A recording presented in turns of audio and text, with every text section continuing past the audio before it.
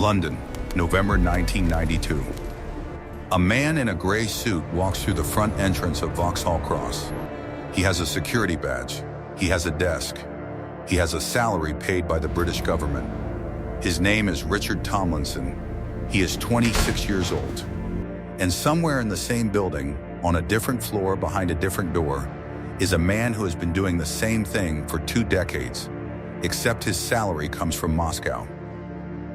This is the story of Robert Hanson's British Mirror. This is how MI6 lost 20 years to a single man. His name was George Blake, born in Rotterdam in 1922 to a Dutch mother and an Egyptian Jewish father who held a British passport. The passport mattered. It made George technically British. It gave him a future he would spend decades betraying. During the Second World War, Blake was captured by the Germans in the Netherlands. He escaped, made his way to England, joined the Royal Navy. By the time the war ended, he was recruited by MI6. He was 24. He spoke Dutch, French, German, and passable Russian. He was exactly what British intelligence needed. His first posting was Hamburg, then Seoul, South Korea, 1948. The Korean War began 2 years later. In June 1950, North Korean forces swept south. Blake was captured. He spent 3 years in a North Korean prison camp. What happened inside that camp is the question nobody has ever fully answered. Blake himself has given different accounts at different times. What is agreed upon, he emerged a committed communist. Not a soft sympathizer, a true believer.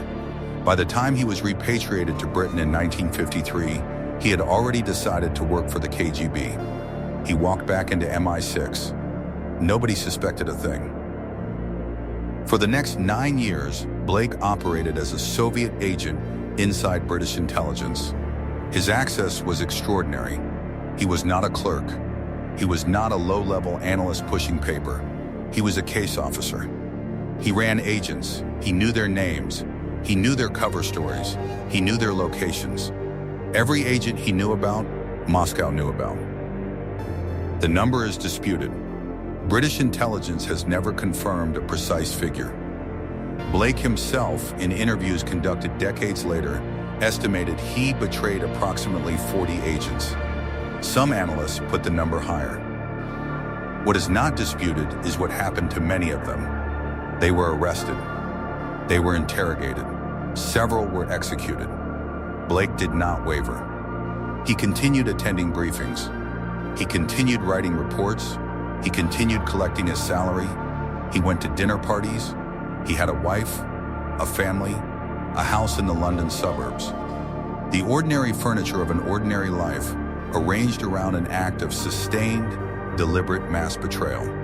There was one operation in particular, Operation Gold, 1954, a joint CIA-MI6 project to dig a tunnel beneath the Soviet sector of East Berlin and tap into underground telephone cables carrying Soviet military communications. The tunnel ran 450 meters. It took nearly a year to dig. It cost millions. It was one of the most technically ambitious intelligence operations of the Cold War. Blake attended the planning meetings. Blake reviewed the technical specifications. Blake passed everything to his KGB handler before the first shovel broke ground. The Soviets knew about the tunnel before it existed. They let it run for 11 months anyway. Tearing it down too quickly would have revealed their source. So they waited. They collected the intelligence the tunnel produced, much of it deliberately fed. And in April 1956, they staged a discovery, claiming a routine maintenance crew had stumbled upon it by accident. Western intelligence celebrated the operation for years before the full picture emerged. They thought they had succeeded. They had been performing for an audience that had written the script.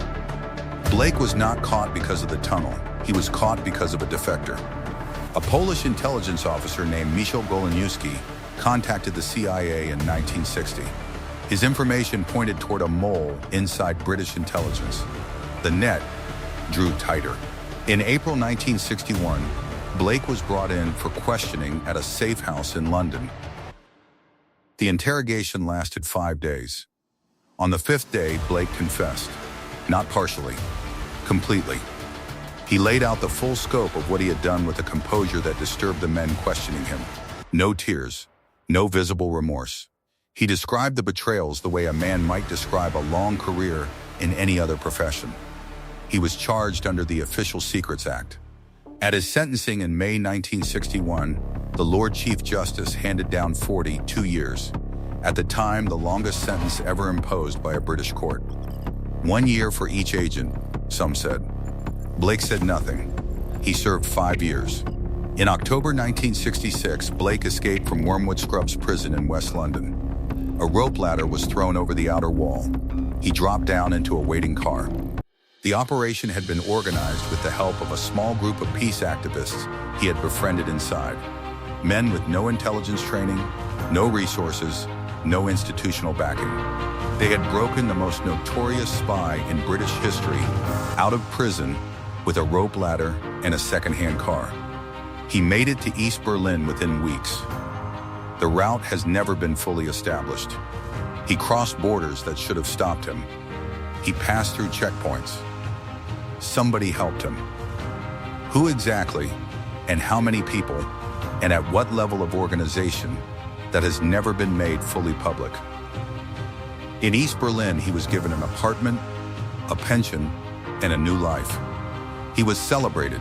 He gave interviews. He wrote a memoir. He remarried. He lived quietly in a suburb of Moscow for decades, granted Russian citizenship, awarded the Order of Lenin. He was not hiding, he was comfortable. British intelligence spent years attempting to understand the full damage. The honest assessment, offered privately by several former officers, is that they never fully could. When a mole operates at case officer level for 9 years, the contamination spreads in every direction. Every operation he touched has to be re-examined. Every agent he knew had to be considered compromised. Every piece of intelligence passed during his tenure carries an asterisk. Some of those files remain classified. George Blake died in Moscow in December 2020. The former MI6 officer George Blake, who became one of the Cold War's most infamous double agents, has died, according to Russian media reports. He was 98. As a Soviet spy, Blake handed over information that betrayed at least 40 British agents in Eastern Europe. Here's our Moscow correspondent, Steve Rosenberg.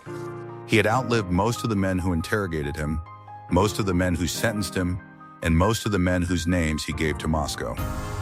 In 2021, the Russian Foreign Intelligence Service issued a statement praising his contribution. They called him a great friend. They said his work had been of enormous value. MI6 said nothing. The question that has never been answered, not in any declassified document, not in any official inquiry, not in Blake's own memoir, is how many of the 40 agents he named were actually extracted by the KGB before they could be rolled up, and how many simply disappeared.